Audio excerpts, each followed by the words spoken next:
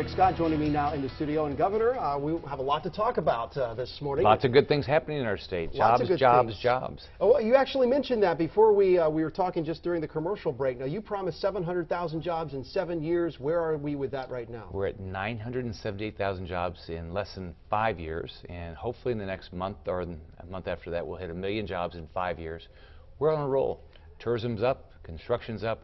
We do need to diversify our economy. We've got to get more manufacturing, things like that. Well, the legislative session kicks off in less than a month in January in 2016. You're proposing a record $79.3 billion spending plan, but you want to cut taxes by $1 billion, including a $770 million permanent cut on corporate taxes. Now, why shouldn't people be skeptical of this plan? Well, let's look at what we've done. We've cut taxes 50 times. Last year, $427 million. Year before, $500 million. And what's happening? Our revenues are growing. We have $3.4 billion more of projected revenues than recurring expenses. Because what we've done is we've helped our businesses succeed, our consumers succeed, we have more people moving here, which allows us to drive down the cost of state government per capita, which is working.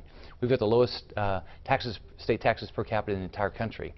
But if we invest in these businesses, they'll hire more people. Critics might be saying that you're depending too much on the housing market with some of the finances for this plan. What would you say to that? I agree with them that we've got to diversify this economy. Our tourism's doing well, construction's doing well, but we've got to get manufacturing, retail, our high-tech, corporate offices, regional offices. And that's why I want $250 million to go recruit those companies to either move here or expand here. Cut their taxes. You put money back in a business person's hands, what do? Build a bigger business, hire more people. Looks like legalizing marijuana once again gaining momentum in the state of Florida. As you know, it failed to pass when it was on the ballot last time around. Where do you see this issue going in the upcoming legislative session?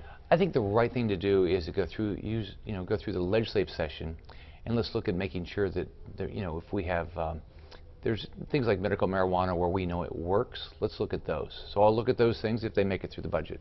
Next year, this country will elect a new president, and if the polls are any indication, Donald Trump could be the leader or the nomination for the Republican Party, your party. Does Donald Trump accurately reflect or represent the Republican Party? Well, he's clearly getting a lot of support right now, but the things that are important to me is we've got to have a president that's going to focus on jobs. Do what we've done in Florida, cut taxes, reduce regulation, balance the budget. We need 12 million national jobs in the next 4 years. Do what we've done in Florida. It's worked in Florida. That's what we need. We also need a president that's going to really focus on destroying ISIS. Do you think Donald Trump would make a good president? Well, I think I'm going to continue to watch all the candidates, but I want jobs, a balanced federal budget, cut federal regulation in half, and somebody that's going to destroy ISIS. The world has been seeing those troubling headlines of late from Paris to California. What is being done on the state level to keep people safe from a terrorist attack? That's the way I look at it. I'm responsible for the 20 million people that live here, the 100 million people that come here as tourists.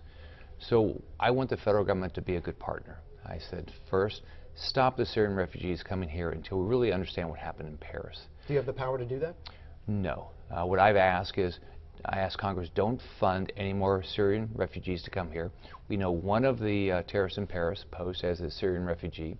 Also asked the White House, I asked them in a conference call, will you give us the background information on a refugee? And they said no.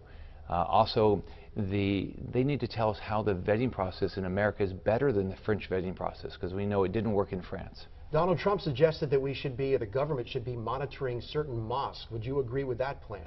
Well, what I focused on here is let's take a pause. Let's understand what happened in Paris. Let's now understand what happened in San Bernardino. Then we make decisions about how we go forward.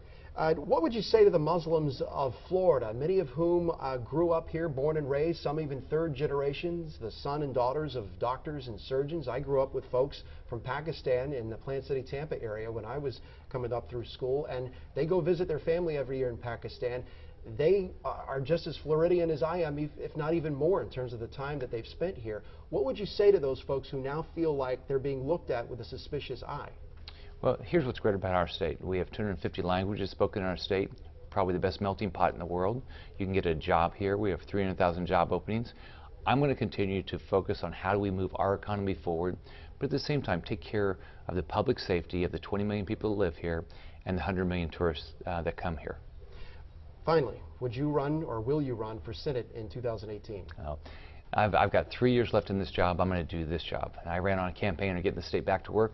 It's working. We're doing really well, but we still have a lot of work to do. Do you have any aspirations beyond the governorship of Florida? Well, I want to make. I like my daughters to have more sons and maybe even a granddaughter. That's my aspirations. So we're not going to break any news today No. about your future political career. No, I'm going to do this job as well as I can do it. Governor Rick Scott, thank you so much for Thanks, taking Paul. the time. It's great to see you again, and happy holidays. Merry Happy Christmas, holidays, by the Merry way. Christmas, and we're going to have a great 2016. Fantastic. Thanks for taking the time to stop by. And we'll